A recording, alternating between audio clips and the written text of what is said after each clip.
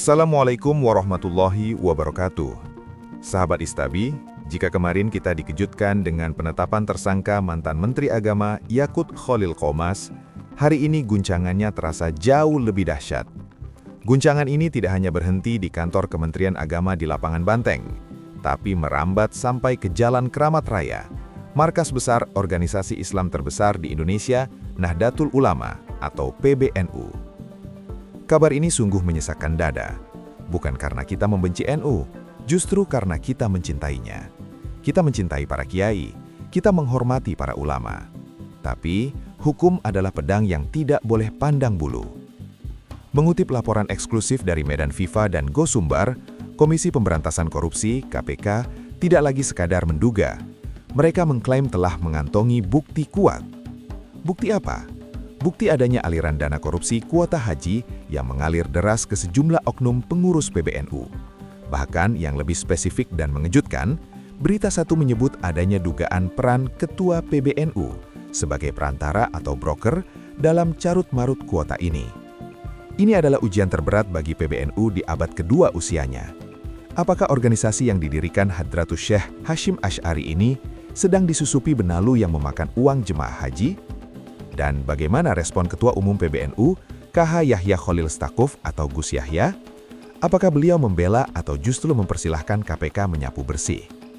Pada video kali ini, Istabi akan membedah fakta-fakta hukumnya. Siapa oknum yang dibidik? Bagaimana modus alirannya? Dan apa dampaknya bagi marwah Nahdlatul Ulama? Bismillah, mari kita mulai. Mari kita bedah klaim KPK terlebih dahulu. Selama ini, publik mengira korupsi haji ini hanya berhenti di Gus Yakut dan lingkaran birokrasi Kementerian Agama. Ternyata, gurita korupsinya menjalar lebih jauh. Berdasarkan laporan dari Gosumbar dan Sinar Harapan, penyidik KPK telah menemukan jejak digital dan jejak keuangan atau follow the money yang sangat mencurigakan. KPK mengklaim telah mengantongi bukti aliran dana yang masuk ke kantong beberapa pengurus PBNU. Penting untuk dicatat, KPK menggunakan istilah mengantongi bukti. Artinya, ini bukan sekadar gosip warung kopi. Dalam prosedur hukum, ketika KPK bilang sudah punya bukti, biasanya itu berupa data transaksi perbankan atau PPATK, percakapan sadapan, atau kesaksian saksi kunci yang sudah diperiksa. Apa bentuk alirannya? Dugaan sementara adalah dana taktis atau fee dari pengalihan kuota haji reguler ke haji khusus. Ingat, satu kursi haji khusus yang diperjualbelikan secara ilegal itu nilainya ratusan juta rupiah. Jika dikalikan ribuan jemaah, angkanya menjadi puluhan miliar. Pertanyaan besarnya, apakah uang ini masuk ke kas organisasi, PBNU, atau masuk ke rekening pribadi oknum pengurus yang menjual nama besar NU? Sampai detik ini, indikasi kuat mengarah pada personal gain atau keuntungan pribadi. Oknum-oknum ini diduga menggunakan posisi strategis mereka di Ormas untuk menekan atau memuluskan kebijakan di Kementerian Agama yang kebetulan saat itu dipimpin oleh kader NU juga, Gus Yakut. KPK semakin spesifik. Mereka tidak hanya bicara soal oknum, tapi mulai menyentuh jabatan. Mengutip Berita Satu dan Metro TV, KPK sedang mendalami dugaan keterlibatan seorang ketua PBNU yang berperan sebagai perantara. Perantara dalam hal apa? Dalam kasus korupsi, perantara atau broker adalah orang yang menghubungkan antara pemberi suap, misalnya asosiasi travel haji nakal atau vendor, dengan penerima kebijakan, misalnya Menteri Agama atau pejabat Kemenak. Modusnya diduga seperti ini. Pihak swasta yang ingin mendapatkan jatah kuota haji tambahan tidak bisa langsung tembus ke menteri. Mereka butuh pintu samping. Nah, oknum ketua PBNU inilah yang diduga menjadi pintu samping tersebut. Dengan membawa embel-embel kedekatan organisasi atau kekerabatan, sang perantara melobi Kemenak agar kuota dialihkan ke travel tertentu. Sebagai imbalannya, ada success fee yang mengalir. Jika dugaan Metro TV ini terbukti benar di pengadilan nanti, maka ini adalah pengkhianatan ganda. Pertama, mengkhianati negara, kedua, mengkhianati amanat Jamiah NU. Jabatan ketua di PBNU itu sakral, itu adalah amanah ulama, bukan alat untuk menjadi maklar kuota haji. KPK memang belum merilis inisial nama secara resmi demi asas praduga tak bersalah, tapi bagi mereka yang paham peta politik di Keramat Raya, sinyal ini sangat keras. Siapapun dia sedang dibidik. Lantas, bagaimana sikap PBNU secara kelembagaan? Apakah mereka akan pasang badan membela anggotanya? Ternyata tidak. Ketua Umum PBNU, Gus Yahya, menunjukkan sikap kenegarawanan yang patut kita apresiasi. Mengutip suara.com, Gus Yahya memberikan pernyataan tegas, "Persilahkan KPK periksa semua kader NU yang terseret." Ini adalah pernyataan kunci.